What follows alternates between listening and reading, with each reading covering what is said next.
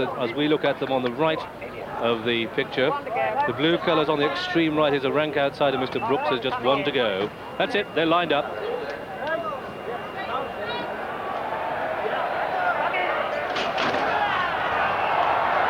And they're away. And early on, the pacemaker Aromatic has missed the break. That's absolutely crucial, and there doesn't seem to be that much pace on early. And as they settle down through the first furlong, it's Linamix, the grey horse, not settling, but River God is going with him, with the white cap on the outside. El Mamul and Duke of Paducah, and looking through the field for the pacemaker Aromatic, he's last. It's River God, and now he's taken a lead with Treble 8. Treble 8 with the noseband, who's come through to take it up. Treble 8 the leader. From a length to El Mamul, then Linamix, and River God is wide. Razine is settled mid-division. Bookcase is nearer last and first, and Aromatic is last. They come through the first quarter mile, and it's Treble 8 the leader, from River God in second, and then El Mamul is next to the rails in third. They go to the top of the hill with Treble 8 leading from River God, then El Mamul, and then behind these comes Quest for Fame. And then just in behind these, Digression. Bookcase is towards the back. So too at this stage is Sober Mind, but they're jockeying for position as they get to the halfway stage, and it's Treble 8 leading. Treble 8 from River God in the white cap, and El Mamul and Mr. Brooks, and then Quest for Fame well placed. Missionary Ridge is up on the outside. Duke of Paducah as well there. Linamix is perfectly placed, and the back marker as they begin the descent to Tattenham Corner is Sober Mind, and Aromatic is out the back too. Treble 8 leading with the pink cap. White cap, that's River God. Pink cap is Quest for Fame. Linamix, the French horse, is well placed, and then behind these comes Mr. Brooks. El Mamul runs the rail. Behind these wide, Missionary Ridge with a sponsor. Zoman is now well placed. Also well placed is Razine, who's mid-division. Karinga Bay is getting reminders as Cahill comes with a run through on the inside. Sober Mind is last, and they're beginning the descent to Tattenham Corner, and it's still Treble 8 from the front, powering clear of Quest for Fame in the pink cap and Panettone. El Mamul behind these. Linamix gets no run. River God starts to drop back. Zoman comes with a big run in the dark green jacket and passing the three. It's Zoman, the horse with the white face. Quest for Fame in the pink cap. Next to the rails is Treble 8. Karinga Bay coming with a big run. Blue Stack starts to unleash a run. Razine is beaten. They race down through the final quarter mile, and Quest for Fame in the pink cap and Panettone strike and go on from Treble 8 and El Mamul in blue. Zoman and then Blue Stack the battler with Karinga Bay on the wide outside inside the final furlong, and it's Quest for Fame and Panettone. He holds the aces, and he's coming clear, but Blue Stack will get a place, so too El Mamul up towards the line. It's Quest for Fame, Panettone's third derby.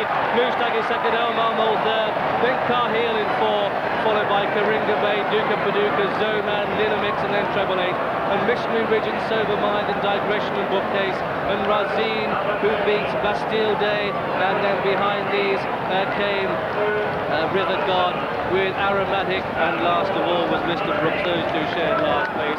The result then of this, the Ever Ready Derby, it's a win for number 13, Quest for Fame, in the same ownership as the French Derby, that's Khalid Abdallah, the same trainer as the French Derby, that's Roger Charlton, and the same jockey as the French Derby, that's Panettone, and Quest for Fame has won at 7-1. The second horse home is number 3, Blue Stag, in the colours of Robert Sangster. This one trained by Barry Hill, so he's second yet again in the Derby, ridden by Cash Asmussen, who battled bravely up the run-in. The third horse home was El Mamul and Willie Carson, well placed throughout, and I think we'll find that the record books show the maiden Cahill staying on through beaten horses to take fourth place.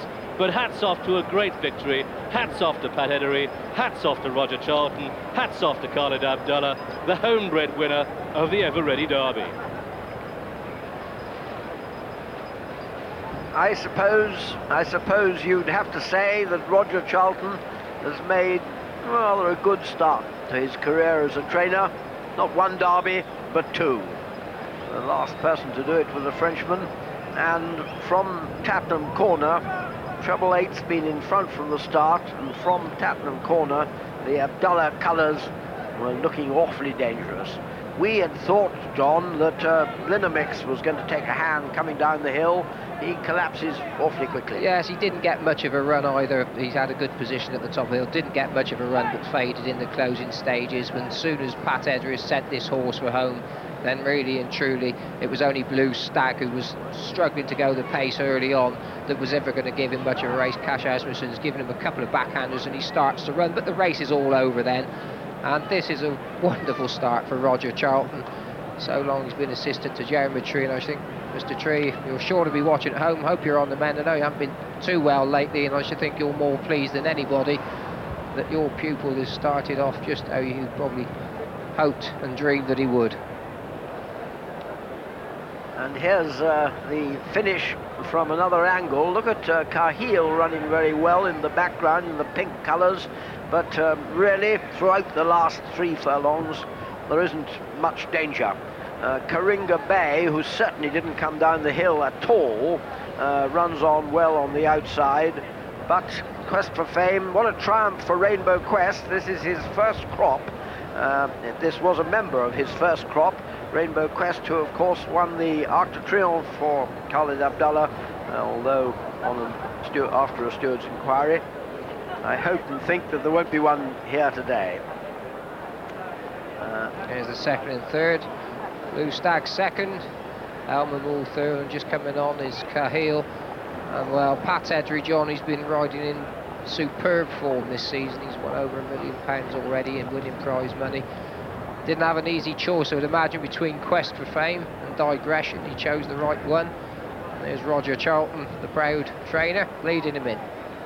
Yes, how glad he must be he gave up stockbroking for a proper job. And once again, it's a homebred winner, homebred on both sides of the pedigree. All the money that's splashed out every year, and each year the Derby winner seems not to go through the ring at all. As I said, in the first crop of Rainbow Quest, who's himself by Blushing Groom, the horse who was generally reckoned not to stay. And there is Prince Khalid Abdallah leading in his...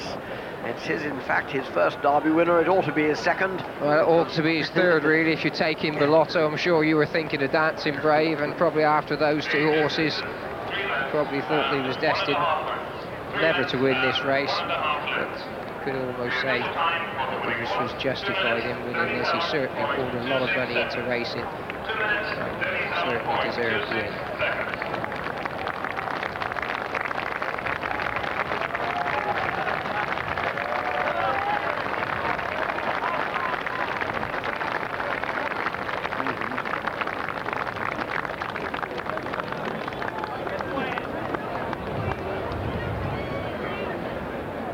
That is, in fact, the 6th homebred winner on the trot. A wonderful triumph for English breeders. Here are the total returns to a £1 unit for the third race. The win. And Quest for Fame is returned 7-1 for favourite. 7-1 for favourite, did touch 8-1. The second horse, Blue Stag, went off at 8-1, and Barry Hills has now sent out 4 runners-up in the Epsom Derby. The third, El Mamul and Carson, was a 10-1 chance.